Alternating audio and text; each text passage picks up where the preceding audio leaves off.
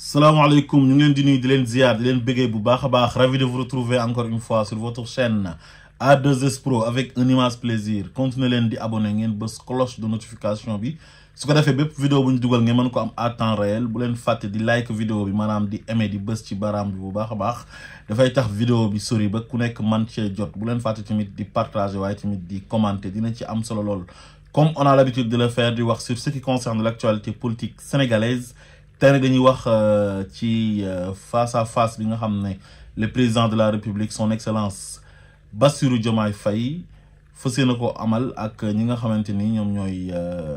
la presse sénégalaise ñu tann ci nak quelques organes de presse RTS Maison Mère Walfadjri groupe GFM Sud FM APS ak Sans Limite mu nek nak lo xamné lu am solo la ñu koy rafetlu bu baaxa baax parce que un président de la République dafa war di wax ak ñi nga xam ne ñoom ñoo ko fal dénk ko réew mi te dañ kaa wóolu moo tax ñu dénk ko te nit kat bu la dénkee c'est très important nga jox ko ci respecter ko di ko rendre compte à chaque fois moo gën ngay dem di rendre compte ay télévision internationale parce que loolu complexe la kon defe naa ne nga toog ak presse nationale bi waxtaan ak ñoom c'est très important ñi mu tànn nag ñooñu rek la mën a tànn parce que képp koo xamante ni da ngay tànn il faut nga am ñoo xam ne di nga leen bàyyi. am na ñoo xamante ni tamit dañuy frustré wu di gis seen bopp ne tànnuñu leen waaye képp ku ci xam koo xam ne dañ ci frustré wu rek xamal ne tegoo ko ci dëgg parce que palais ñëpp mënuñ faa dem mënuñoo recevoir toute la presse sénégalaise au palais de la République il faut ñu am ñuñ ci tànn te affaire bi warul nekk loo xamante ni fii lay yem maanaam président dafay fas yéene xam naa di jàkkaarloog presse bi à chaque fois bu amee temps pour rendre compte Sénégalais yi nga xam ne ñoo ko fal. wax leen fan la tollu ci liggéey bi c'est très important léegi nag waa kër dof yi muy waa kër Bougane Gueye Dany ak seen patron dof bi ak chroniqueur dof yi ak journaliste yi dof yi fa nekk nga xam ne seen patron bu dof bi moo leen recruter teg leen fa waaye du ñëpp nag am na si ñoo xam ne moom vraiment ay nit lañ mais ay benn rek ñoo fa nekk nit soo si génnee ay Ablaye Mbow ak ñooñu moom xam naa ñeneen ñëpp Bougane moo leen fi indi def leen ay chroniqueur à sa manière manam ñu koy défendre ba paré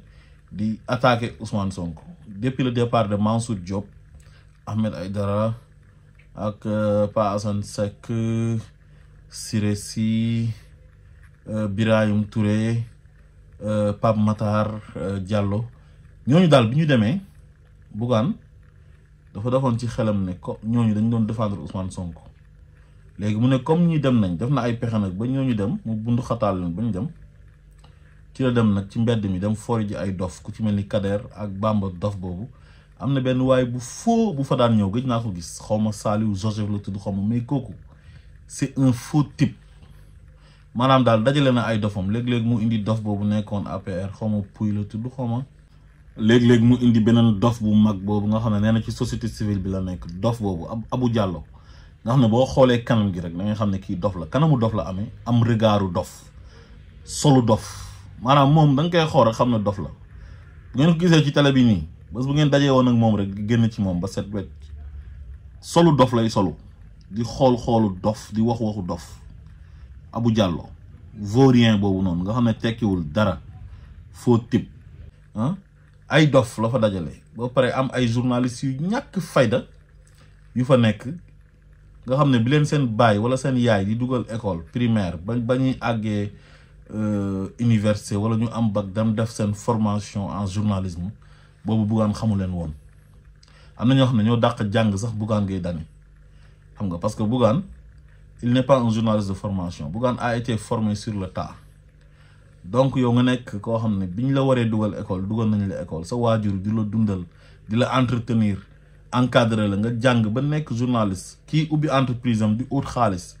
nga ñëw di ko liggéeyal mu lay fay mais kooku sa nawle la mais nga ñàkk fayda nangu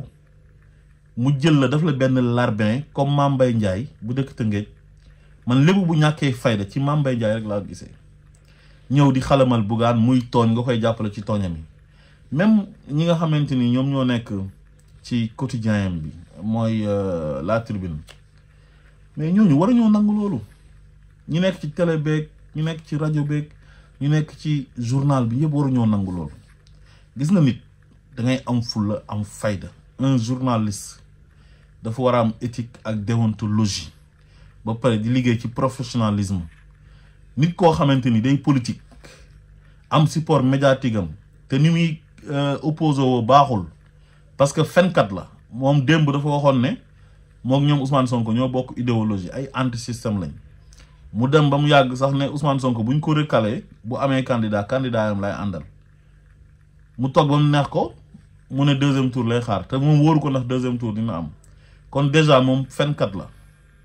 fenkat bi mu doon wax ki nga xamante ni moom mooy le premier ministre di ko jiiñ ñàkk teggin dem ba Masaalikul Jinaan jour tabaski nit ñi di baaloonte ak ngay jiiñ nit fenkat ba pare nag ne moom sàcc moo ko gënal moom ñaar yëpp la boole déjà boo nekkee sàcc sax da ngay nekk fenkat waaye moom dafa nekk sàcc ba pare nekk benn fenkat avéré parce que yàgg na fi fen di gëmloo Sénégalais yi loo xam ne du dëgg di gëmloo Sénégalais yi ne moom c'est un anti-système alors que du anti-système léegi nag koo xam ne dafa frustré parce que il a raté le train de l'histoire ñi mu waroon àndal pour changer réew mi àndut ak ñoom mais da doon muus di mbong-mbonglu boole ko ak benn jalousie ak une haine viscérale ak benn hypocrisie di wane ne dafa bëgg ñi ndekete yoo bëggu leen dafay soob parce que dossier Ousmane Sonko boobu noonu ak Adji Sarr mu ngi woon ci biir nekk di def ay coups bas ci suuf di jàppale Adji Sarr ak ñoom Françoise Hélène Gueye ak ñoom Gabriel Kane tudd na ko Françoise Hélène Gueye tudd na ko ba pare ci kaw muy dem ne day jàppale Ousmane Sonko ne day compatir kon kooku hypocrite la fenkat la naafeq la yéen da ngeen am avenir te da ngeen war a am personnalité am dignité yéen journaliste mi su dee dof yu mu foree ci mbedd ma nag ñëw recruter leen def leen ay genre chroniqueur nga xam ne amuñ xam-xam comme borom bopp bu ngand boobu naan day déclaré waate guerre ma ne ko yow bu guerre amoon moom xam naa xeer laay ut rek xaañ la ko sa bopp bi bopp bu ngand bi Kader dof bu mag boobu noonu naan ay déclaré nañ leen guerre parce que invité wu leen ñu pale yëfu dof yooyu xoolal rek su dee ñooñu la garaawul parce que ñooñu jànguñ man ak ñoo yem jànguñ jonguñ ay dof lañ mais un journaliste boo xam ne dañ la formé ci école de formation moo xam CESTI la nga def concours dugg fa moo xam da nga jaar ISEC wala ISIC ñu formé la soo génne da nga war a am fulla ak fayda un vaurien un énergumène un négri comme Bougane Gueye Dany waroon nangu ci lim lay fay yow nga koy defal combat politique am bi nga xam ne ni mu koy defee jaarul yoon man bala ñoo dee soo ko waree tontu mook borom boobu gudd boobu Thierno Bocoum ñu naan la non da ngeen leen di may buzz mais comme ni ko oustaz Mouhamed Lamine Dramé waxoo woon rek buzzu kaña la mooy buzz boo xam ne boo génnee ñu ngi uti ji ay yet ñii di wër xeer yoo xam ne dañ la koy dóor xam nga kaña bu rombee rek da gis gars yi naan kaña gaa ngi mais ku nekk yaa ngi dem uti ji loo dóor kaña gi ñii xeer la ñuy uti yet ñuy uti kuur ñoom nag buzz boobu lañu am moo majji numéro 2 nga xam ne man ak moom bu ñu doon def élection tey parcelle barke alxuraanul karim ma gañe ko billahi wallahi tallahi élection locale bu ñëwoon tey ñu def ma tête de liste foofu parcelle moom mu am liste boppam billahi wallahi watallahi dama koy gañe tekkiwul dara amuñ benn légitimité mën nañoo dajale sax 100 personnes xam nga nan la ñuy def ban façon opposition la ñuy def nii maanaam opposition wu mer ak fiir li bëgg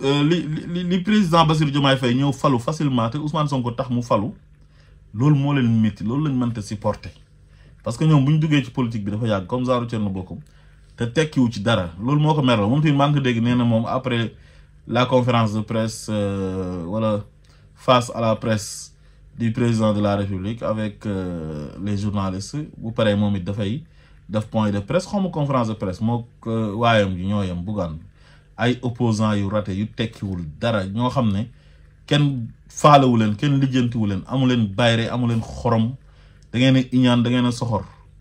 voilà mais seen xol yi moom day dagg rek ngeen dee te du ngeen ci mën dara président Bassirou Diomaye Faye incha allah pale bële 5 ans yi moo fay nekk Ousmane Sonko mooy nekk premier ministre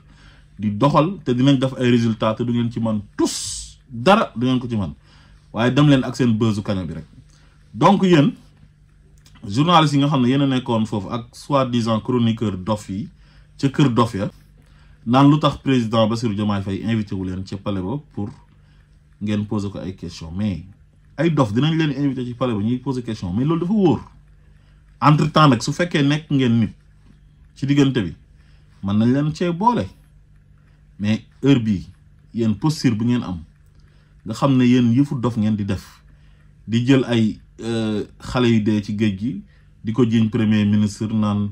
da doon déguerpir waa Colobane loolu moo tax xale yi gedd dem jël gaal gi dee ci ñetti weer xam nga loolu c'est pas du tout sérieux ba pare xëy titré ne Diomaye a choisi sa presse xam nga loolu c'est pas sérieux loolu xam nga yéen sabotage ngeen nekkee te gis nga maa ngi lancé waat appel waa Sénégal gis nga waruñoo nangu benn politicien créer groupe de médias ba pare daf ko arme na daf koy xeexee loolu ça ne se fait pas loolu waruñ ko nangu lu ko neex titré affaire u Kandé baa ngi nii titré woon nañ ko te loolu dafa sensible mooy affaire u général Kandé bi ñoom ak Le Quotidien kon loolu dañ see war a jóg yore sa presse warul mën a tax nga jël ko daf ko arme politique soo doon critiquer ay critiques yu objectif sax ñu mën a wax wala nga uti ay argument attaquer gestion gouvernement bi mais ay attaque personnelle di viser nit di ko attaquer loolu teguwul ci yoon man bala ñoo dee rek waa kër dof yi naan ñoom ñooy la télévision leader ak la rajo leader mais loolu mënta nekk kenn seetaanu leen kenn dégluwu leen parce que waxu dof ngeen di wax ak yëfu dof loolu ngeen di def kan mooy jàpp ay dof di leen seetaan mais yéen seen vie yi sax dafa wàññeeku ci YouTube bi sénégalais yi seetaanatuñ leen yéen a gën a xam seen bopp ngeen di nax bala ngeen wax ne yéenay télévision leader dafay am benn sondage bu génn kañ jox leen ko mais ban sondage moo fi génn ne yéenay télévision leader ban sondage moo fi génn ne yéen a yor rajo leader mais vous vous trompez seen bopp ngeen di nax te ku jaaxaan di saw sa bopp rek ngay saw bàyyi leen seen caaxaan yi ngeen nekkee te ngeen nekk nit réglé donc président nekkul ne moom mooy tànn groupe de presse yu war a ñëw foofu noonu pour jàkkaaroom di ko poser ay questions dafa am cellule de communication ki yore communication bu palais ba mooy Ousseynou Ly Citizen moom mooy sélectionné te mënoo tànn ñëpp mais am na ñu bëri ñoo xam ne tànnuñu leen mais waxuñ dara 2S bi muy nekk télé boobu Bougane xaajagul bay am télé boobu Bougane amagul sax xaalis 2S 2003 la nekk RTS 2 ñu dem ba mu yàgg El Hadj Ndiaye demal boppam tuddee ko 2S TV c'est une grande entreprise de presse mais convié wuñ leen mais kenn déggu leen waa RDV kenn convié wu leen te kenn déggu leen ñu wax Maïmouna Ndour Faye télé bu mu jiite 7TV ñëpp xam nañ ñu mu jegee woon Macky Sall invité wuñ ko te kenn déggu ko Macky Sall sax bu mu daan jàkkaaroog journaliste yi du ñëpp la daan invité mais donc comme invité nañ ñii bu beneen yoonee dinañ invité ñeneen waaye nag balaa beneen yoon di ñëw su ngeen bëggee ñu invité leen seen dof-dof lu yi ngeen nekkee ngeen di bàyyi te nekk nit mais su fekkee ne yëfu dof ngeen di def seen émission kër dof yi di continuer di wax waxu dof kenn du leen indi ci palais ba ngeen jàkkaaroog président bi di ko wax waxu dof parce que wóorul xam nga dof moom kenn du ko wax yaa moom xew mi da nga naan ko ci nga bokk rek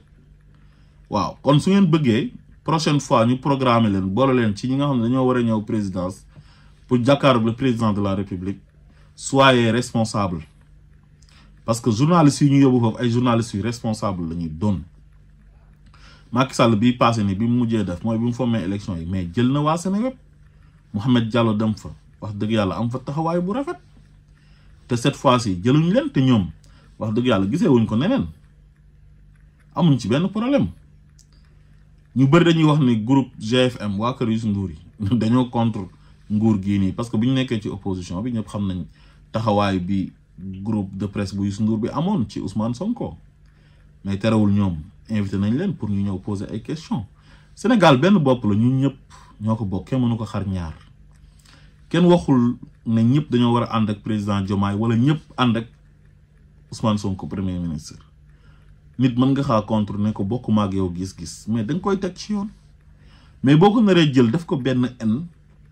di ko personnaliser parce que ñii falu nañ man yàgg naa ci géewu politique bi awma ci dara mosuma jàll sax parrainage mooy Thierno Bocoum ak Bougane mosu ñoo jàll parrainage moo tax ni ma yàkkamtee élection législative yi man élection législative fu mu nekk nii moom laa gën a yàkkamti parce que Thierno Bocoum laa bëgg mu créer liste mook Bougane xaw ma dañuy def coalition xaw ma waaye ngir yàlla bu élection législative yi ñëwee dëggal leen seen bopp ngir yàlla rek dama leen ko ñaan te ku leen mën a may parrainage nanga leen may parrainage ñu jàll parrainage képp xam naa ne mënuñoo am parrainage naturellement mais képp ku leen mën a utal parrainage may leen ko ngeen sarax ko Thierno Bocoum Madji numéro 2 borom bopp jën ba ca Parcelles ak lu xonq la nekk Sacré-Cœur lu gàtt lu xonq li te mu waxoon ne mooy remplace Macky Sall nee na Macky Sall dafa demoon ci benn sëriñ quoi sëriñ bi ne ko ki lay remplace ku gàtt ku xees lay doon ko dafay rêvé quoi waa ji non Sénégal dafa neex ay nit ñoo xamante ni amuñ benn légitimité naan dañuy diir mbagg nit koo xam ne envergure nationale et internationale la am koo xam ne day taxaw ne falal leen ma ay maire ñu falal ko maire falal leen ma député ñu falal ko ay député dem ba fal président de la république ci barkeem ñu ne ñoom loolu duñ ko nangu quoi di attaquer ay attaques yoo xamante ni yu ñàkk xorom yu ñàkk fayda sans argument moo tax dama leen a yërëm mooy li ma leen waxoon rek ku bañ ku ñëpp bëgg da ngay bëri noonu mooy bësu kaña ba rek bësu kaña bi mooy ñëwaat xam nga kaña moom bësam moom dafa dangereux fu mu génnee rek gars yi uti nañ yet waaw yéen loolu moo leen di dal xam nga yàlla dafa wax mu ne man kaana aduwun li jibril fa innahu aduwun lillah képp koo xam da ngaa noonoo jibril rek mën nga noonoo parce que jibril moo doon yóbbul yonent yi ay wax yu donc képp ku noonoo Ousmane Sonko bi nga xam ne il est légitime am légitimité populaire ah sénégalais yëpp bëgg ko mu am immunité populaire sénégalais di ko protéger di ko aar ngeen ne yéen loolu du ngeen ko nangu di ko attaquer personnellement luy tooy ci yéen lay jógee du ngeen mës a am ndam te Ousmane Sonko ca kaw ca kanam rek la jëm incha allah kon ñu ngi xaar face à face bi nga xam ne moo war a am ci diggante président de la république ak journalistes yi nga xam ne ñoom la tànn ngir njëriñ jógee fa yaakaar tamit juddoo fa yàlla dimbali leen may leen kàttan bu ñu liggéeyalee Sénégal yaakaar bi sénégalais yi am ci ñoom ba fal leen yàlla bu yaakaar tas asalaamaaleykum wa rahmatullah